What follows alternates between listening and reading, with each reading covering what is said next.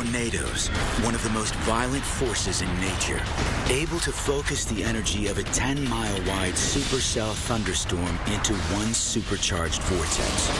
But just as powerful as tornadoes themselves are the beliefs they spawn in survivors.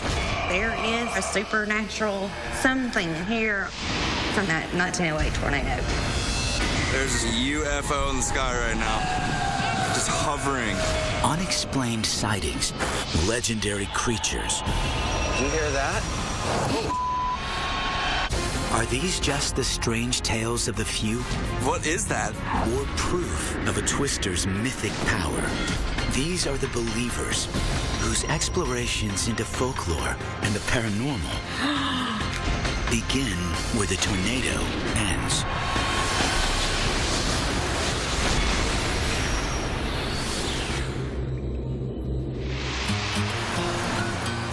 Albertville, Alabama, population 21,000. On the surface, a quaint southern city, known for its hospitality and ranked as one of the state's top 10 places to live.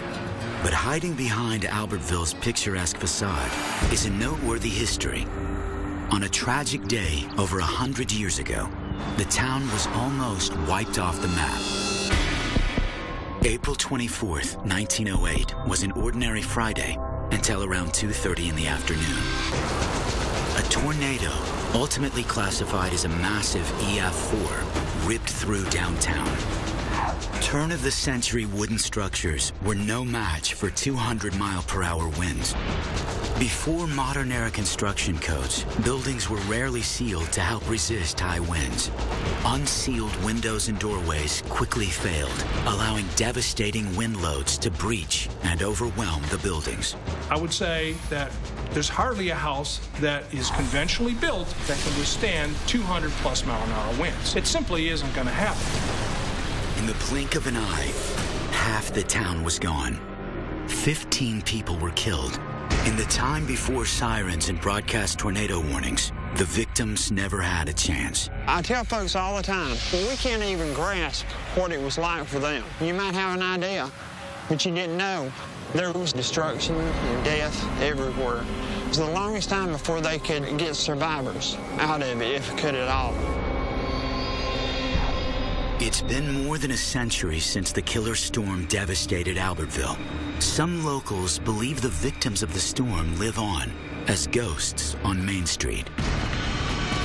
There is something here, a supernatural something here on Main Street from that 1908 tornado. There's a spirit that lurks in these shops around town. He'll slap walls, he'll stomp his feet, he'll get out, just all kinds of different things that go on. My great-grandma used to live in the buildings across the street, that when she would go out at night, she would hear people screaming and or see people walking up and down the streets, and there would be no one there. I believe Main Street's haunted because of the things that I've seen happen up here. Believers in the paranormal sometimes credit natural disasters for triggering unexplained phenomenon.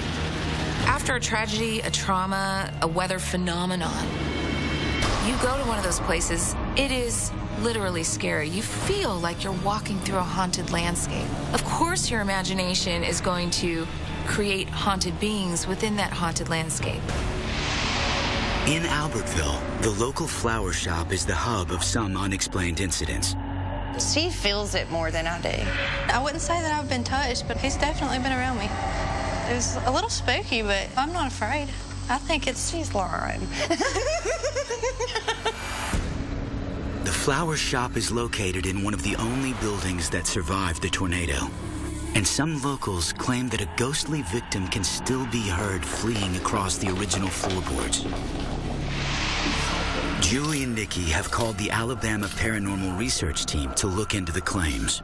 My name is Faith Seraphin, and I'm the director of the Alabama Paranormal Research Team, and I'm also a published paranormal author. We hear you guys have got some potential paranormal issues that are going on here in your building. Can you tell me a little bit about that? We've been hearing a lot of sounds. We don't really know what it is. We've talked with our neighbors here, and they've heard things. I've also heard, of a story that during the night, someone that lived in those apartments across the street would hear kids and lots of laughter and footsteps and things going on, and they would look out and they would see children. So they see these children outside the building? Children out on Main Street. All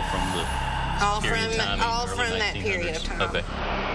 More than a third of the 1908 tornado's victims were children.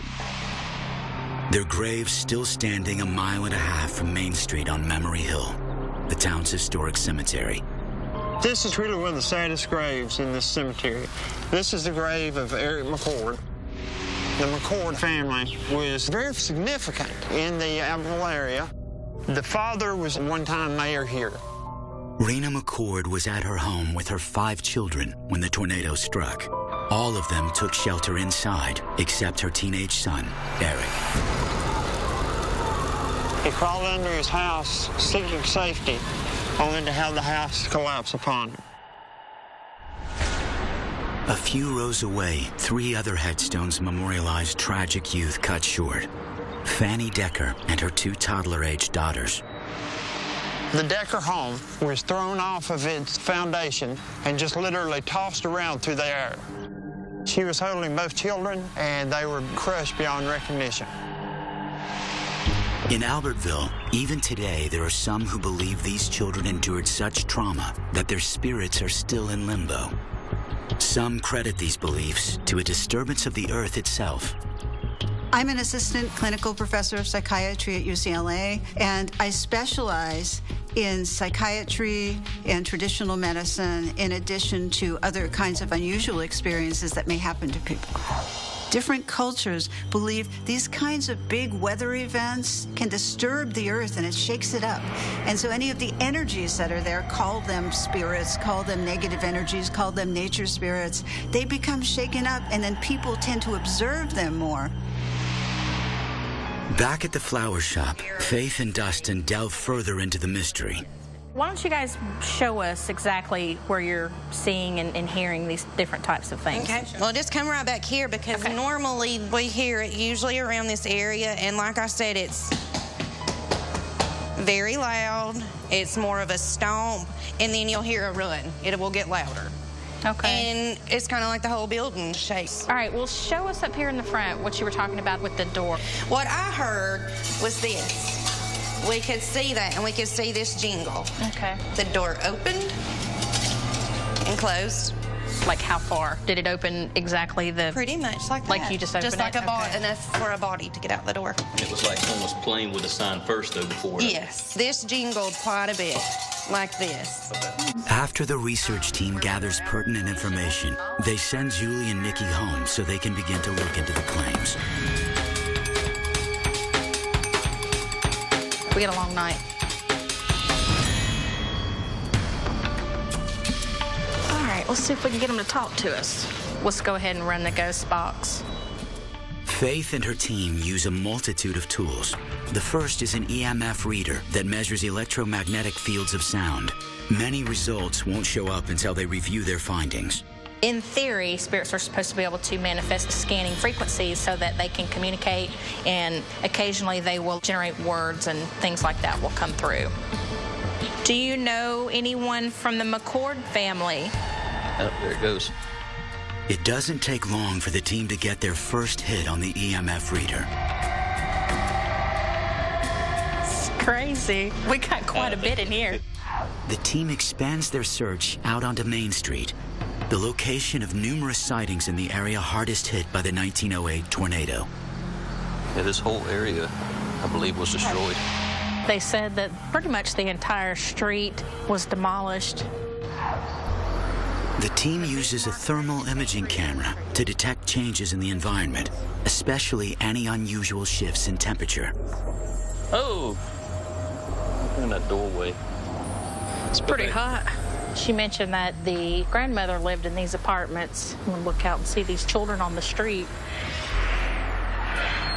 Faith plants a small doll, hoping the toy will draw out the spirits of young tornado victims. Are there any little kids out here that want to come out and play?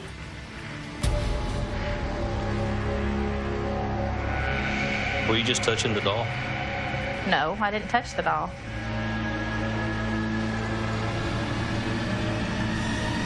It's completely almost red.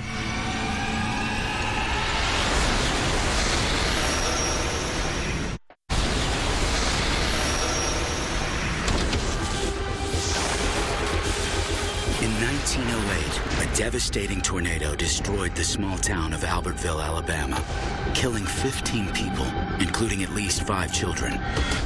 One child, Eric McCord, was killed when the tornado leveled his family's home. His tragic story, and other stories of child victims, is a legend that lives on in Albertville, where some locals believe those children are haunting Main Street.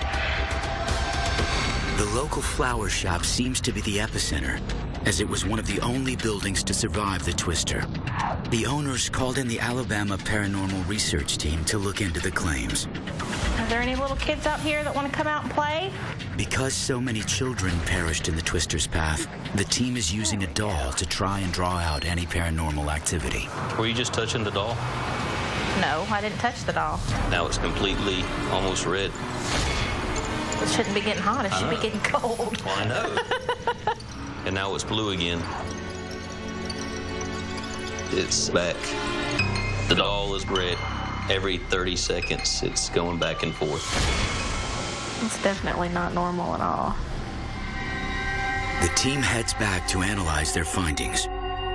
They start with the audio recordings they took back in the flower shop.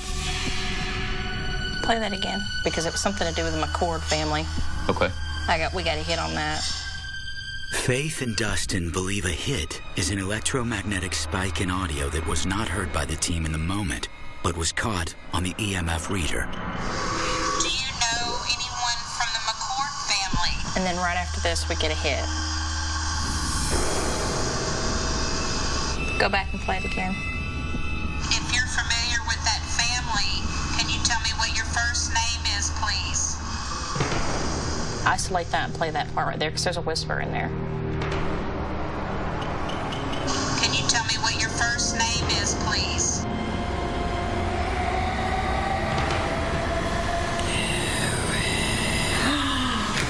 I know what that says. After finding what they believe is a big breakthrough, the team is ready to share their results. Today is the big day that they're coming in to let us know what they found out last night. Many members of the community want to know what's behind several unexplained events on Main Street. Today, a representative from the mayor's office, the town historian, and some local residents are at the flower shop to hear the team's findings. Thank you for having us come out, because there is evidence that seems to substantiate the claims that you guys had, and then other things that hopefully you can help us shed light on. This is an EVP that we actually collected in here during last night's investigation. We definitely didn't hear this voice until we went back and reviewed our evidence. This whisper came in reference to, I believe, a family name that was important here in Albertville. Do you know anyone from the McCord family? Okay, so if you're familiar with that family, can you tell me what your first name is, please? Listen, play it one more time. Can you tell me what your first name is, please? Could you hear it that time? If there was going to be such a thing, it would be Eric McCord, Mayor McCord's son, who climbed up in under the family house only to have the house collapse upon him. The mentioning of the Eric McCord, that really brought something home to me, because I've lived in town this whole my life. I've always heard about the McCord family and never knew that child was killed in that 1908 tornado. Eric McCord was one of several children that died in 1908. The team explains the reason behind the doll they used during their research. We took our doll across the street into the little cul-de-sac that was there under the apartment complex. Are there any little kids out here that want to come out and play? We sat it down and I was watching the thermal camera. This is the doll right here. Naturally, if we bring it from a warm environment outside, it's going to register that it's warmer. What shouldn't have happened was that we brought it out and it cooled off and then it warmed back up again. A little Raggedy Ann doll doesn't warm itself back up. And it did this 2 to 3 times while we were outside. So something may have actually been holding that doll, or at least, you know, interacting with it to some degree. Children are very much part of this. You had the John Decker family. The Decker home was thrown off of its foundation. The wife, Fanny, she was holding 2 of their children, and they were crushed beyond recognition. Oh, my gosh. So there's most definitely children paying the price. Wow. In Albertville, you definitely have something very supernatural that's going on. I never really believed it, but I think that's pretty good evidence. Yeah. I don't know how you argue with that. You know, it would be possible for us to say that it may be because of the 1908 tornado. I feel good right now because my belief that Main Street was haunted was proven last night. By nature, I am a skeptic. But you have to stop and wonder. These Albertville residents are convinced there's a link between what they've experienced and the 1908 deadly tornado. Coming up. There's a UFO in the sky right now. A fleet of UFOs where the tornado just ripped everything up. We have evidence that these tornadoes are being visited by UFOs.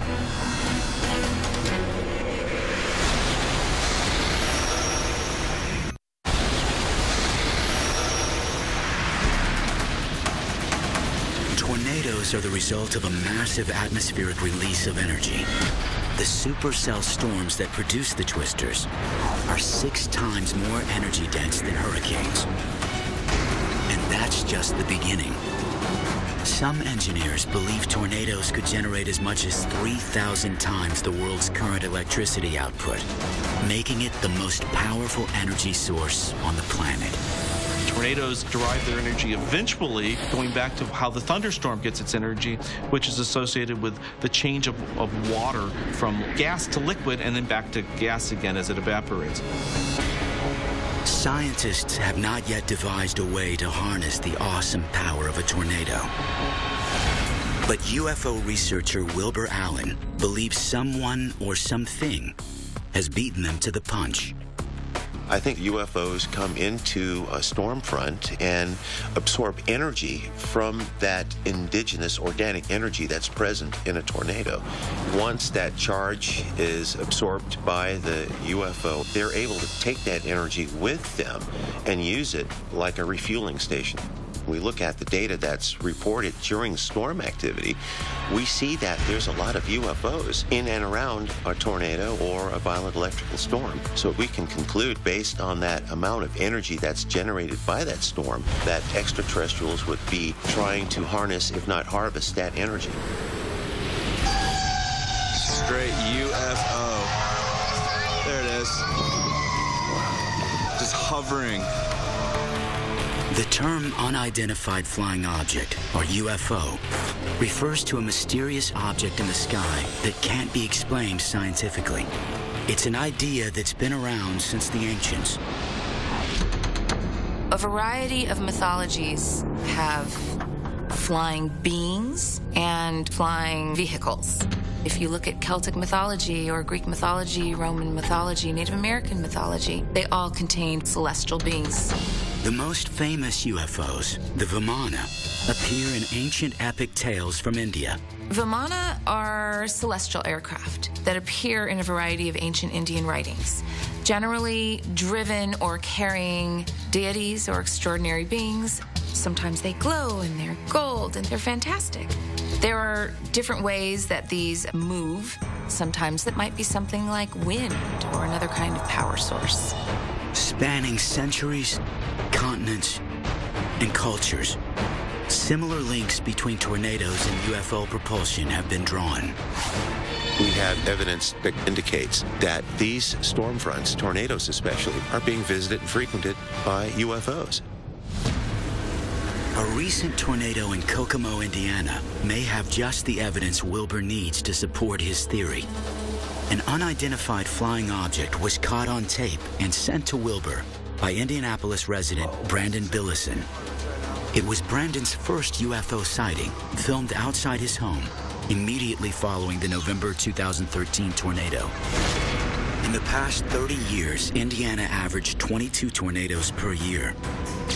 The worst outbreak in Indiana's history was on April 11, 1965, where at least 10 tornadoes were reported and 137 people lost their lives.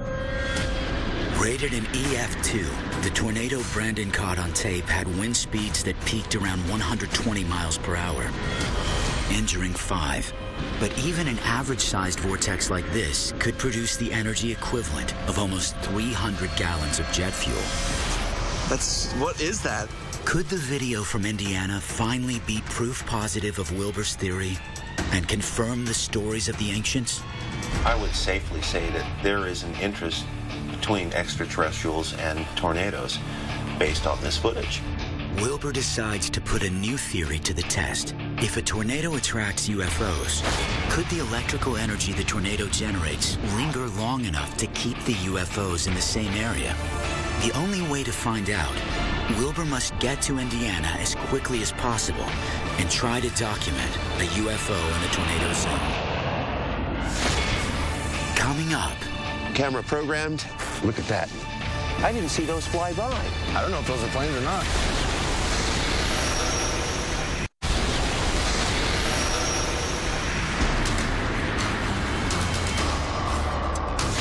A tornado's power is amazing.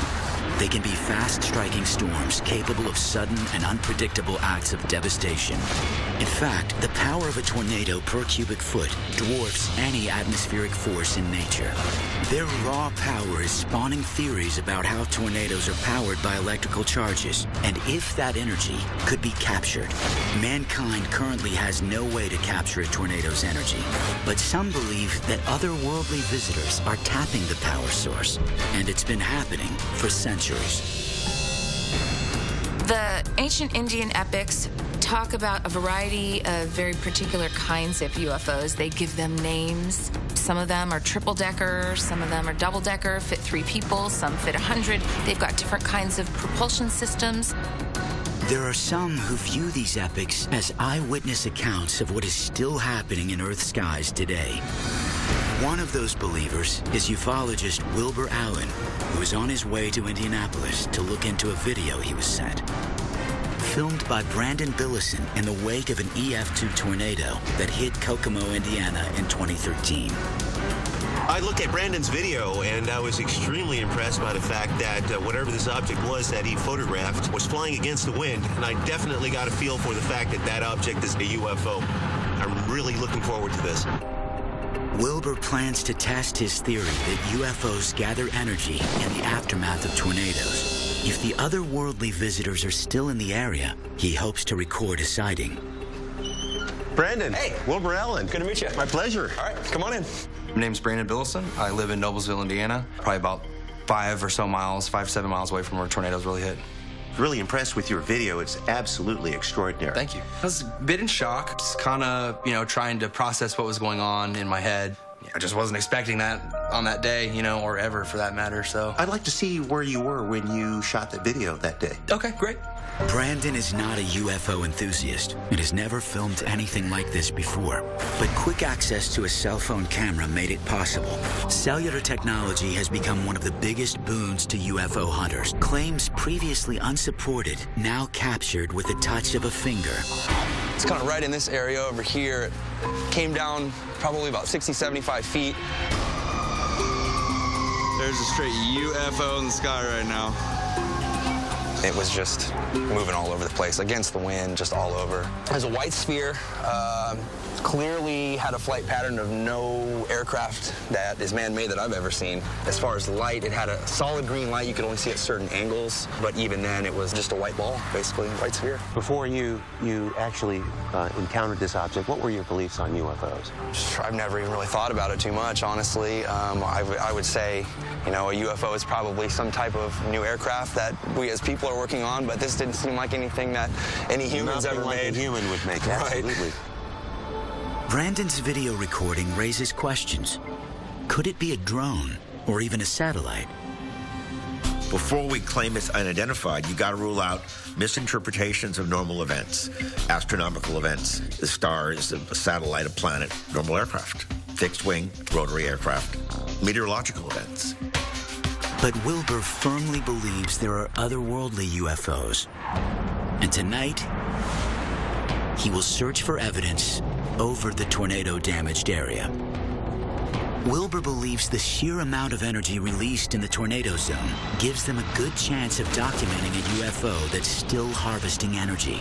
I'm really excited to go hunt for UFOs tonight with Wilbur because I would really like to see one again and to experience what I felt the day when I captured the footage.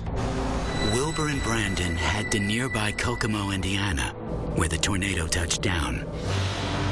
Oh, dude, this is a perfect location. Yeah, this area out here, creepy. Every time the storms come by, there's usually a lot of activity as far as, you know, severe weather in this area.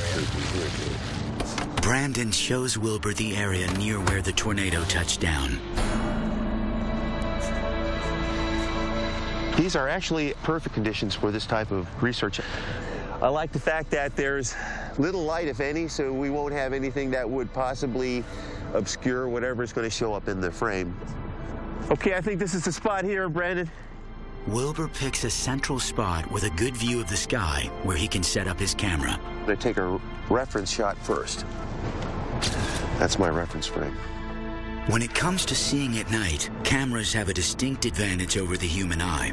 Whereas eyes don't process additional detail after 10 seconds in the dark, a camera's slow shutter speed can expose even the faintest light. Wilbur sets his camera to take a picture of the sky every second for a few hours. When he plays it back later, the time lapse will reveal anything unusual that appears. Camera programmed, and I'm going to set it to start. All right. Wilbur and Brandon return to the car and carefully watch the skies. After a few hours, they retrieve the camera to check their results. All right, so what exactly are we looking for? We're looking for UFOs. Let's take a look at this. Look, something flew by. We got this aircraft. There's our aircraft. Okay. So we did capture an object, but that doesn't necessarily mean it's a UFO. I think we need to load this into a computer and take a look at it closely. All right, sounds good. Let's do it. I am excited. I hope we see something. Just give it a second. Still loading.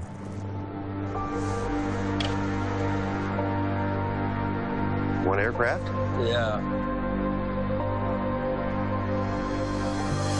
Look at that. Well, did you see those fly by earlier? No, I didn't.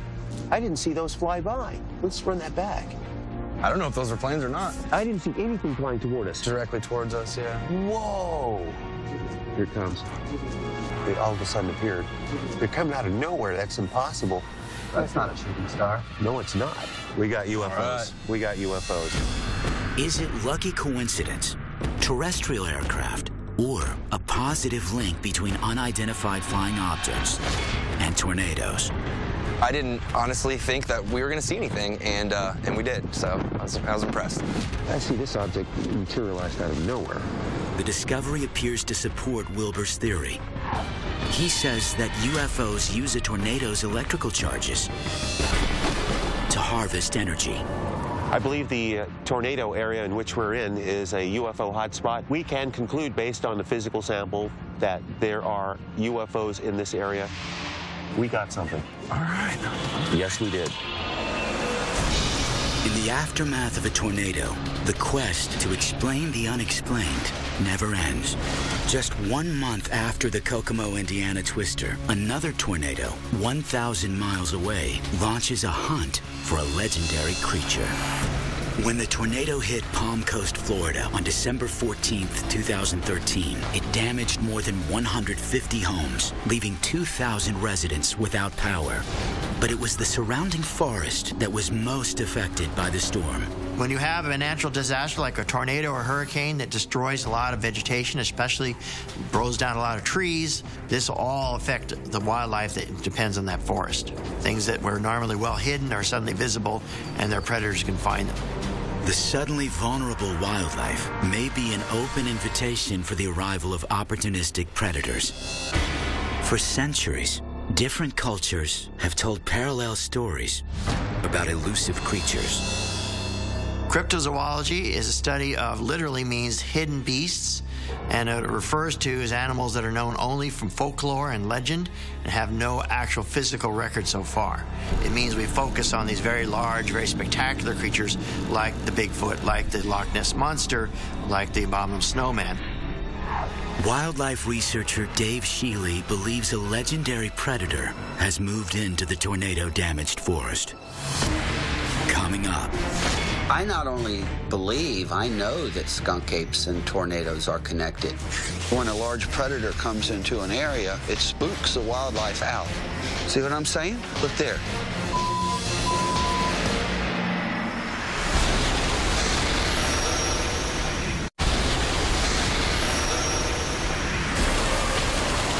Natural disasters bring with them widespread destruction and death.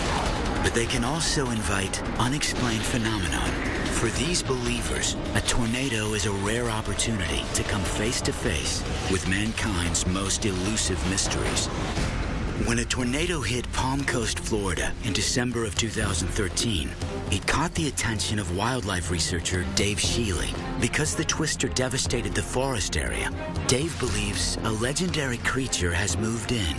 The reason a skunk ape might be compelled to go into an area that's been struck by a tornado is to see if there was any easy access to food. Like the legendary Bigfoot, Florida's skunk ape is what's known as a megafauna cryptid, a large animal whose existence is unproven. History is full of megafauna once considered hoaxes, from the giant panda to the giant squid. But the skunk ape is an enduring creature, the subject of countless legends and sightings. The skunk ape is a variant on the standard sort of wild man of the woods myth that occurs in almost every culture and every continent. And it is known primarily from legends from the southern part of the U.S., especially Florida.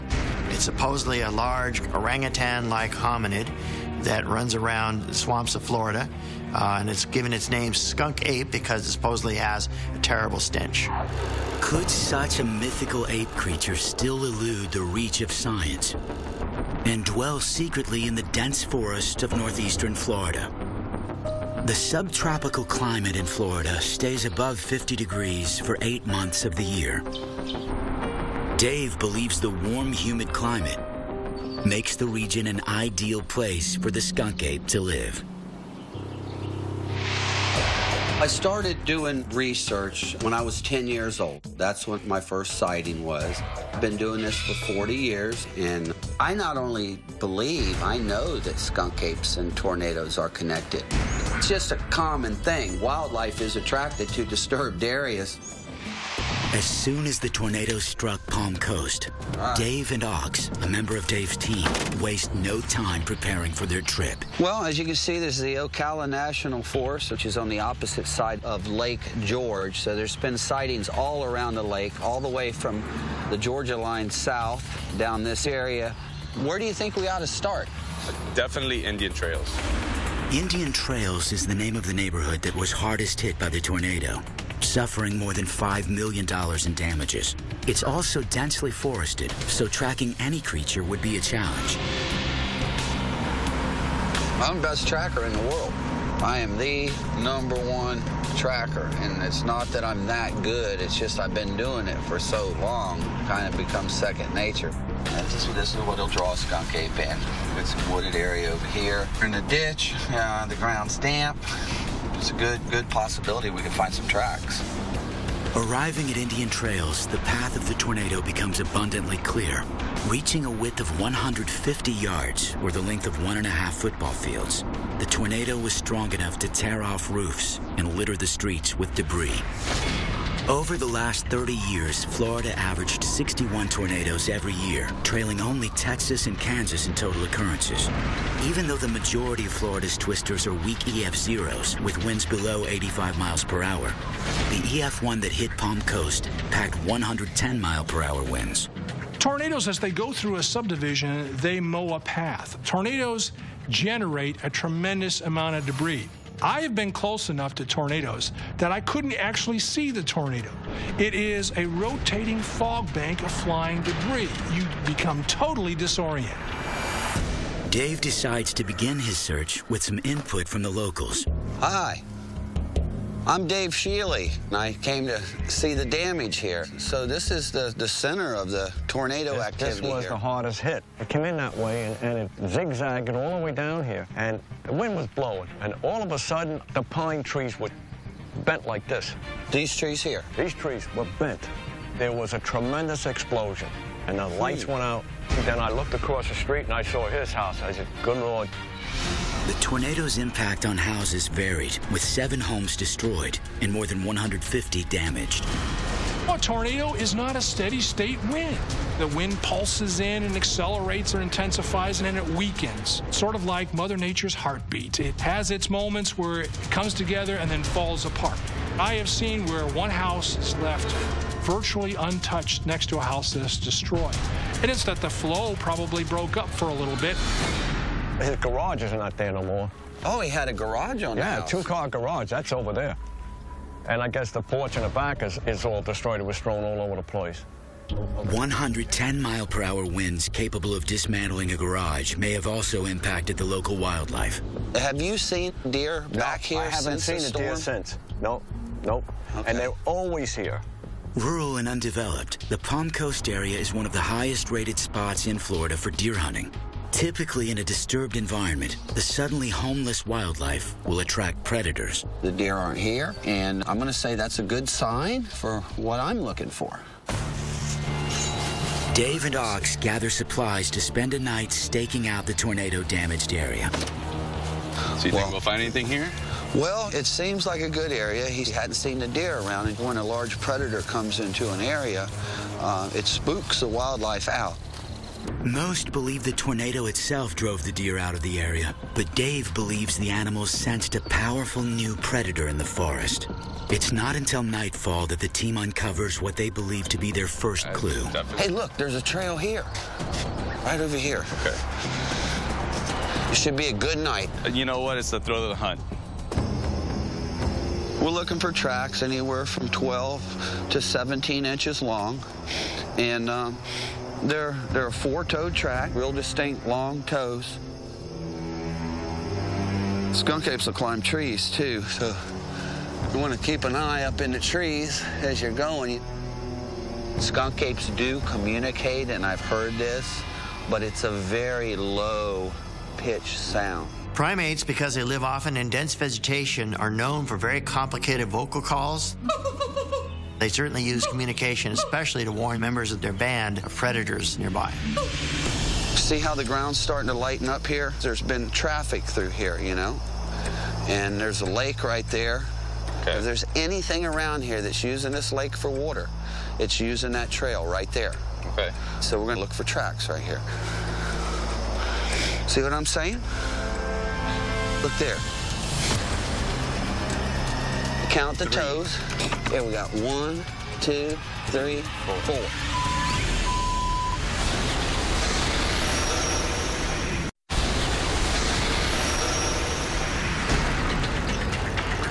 For centuries, cultures around the world tell stories about a large ape-like creature. Bigfoot, the Yeti, the abominable snowman. There is not a historical record or any biological record of most of these cryptids. There have been many claims that these large animals are real. Many of them have turned out to be well-established hoaxes. But for wildlife researcher Dave Sheely, one of these creatures is no hoax. With his partner Ox, Dave is investigating Florida's most elusive cryptid, the skunk ape. Dave believes that an EF1 tornado that ravaged the forest near Palm Coast, Florida days earlier has attracted the creature. It's a theory based on a natural tendency for new species to move into damaged forest areas to hunt for displaced prey animals. And they believe they've just found their first clue. There's a lake right there. Okay. If there's anything around here that's using this lake for water, it's using that trail right there. Okay. So we're gonna look for tracks right here. See what I'm saying? Look there.